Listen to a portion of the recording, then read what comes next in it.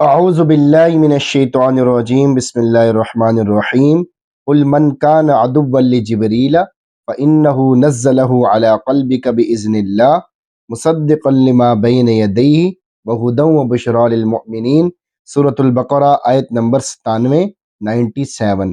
یہودیوں کا 20واں بڑا جرم حضرت جبرائیل علیہ السلام سے دشمنی رکھنا۔ قل من کان عدوا لجبریل، کہہ دیجئے اگر کوئی جبرائیل علیہ السلام کا دشمن ہے اور اس وجہ سے قرآن کو نہیں مانتا تو وہ پرلے درجے کی بے وقوفی میں مبتلا ہے۔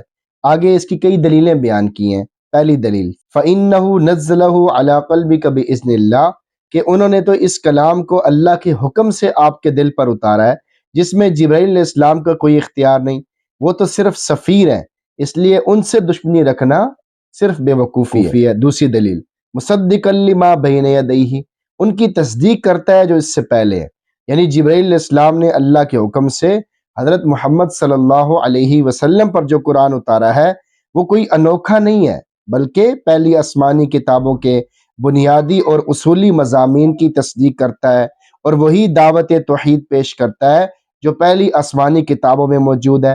لہذا قرآن کریم کو نہ ماننا محض بے وقوفی ہے۔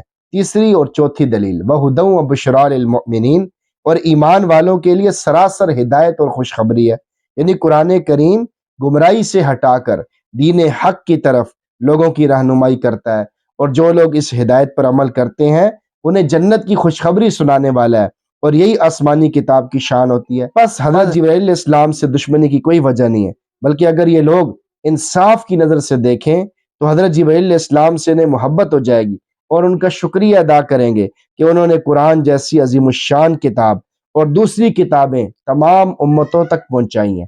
آیت کا میسج آپ کے نام، حضرت جبرائیل علیہ السلام سے محبت کرنی چاہیے۔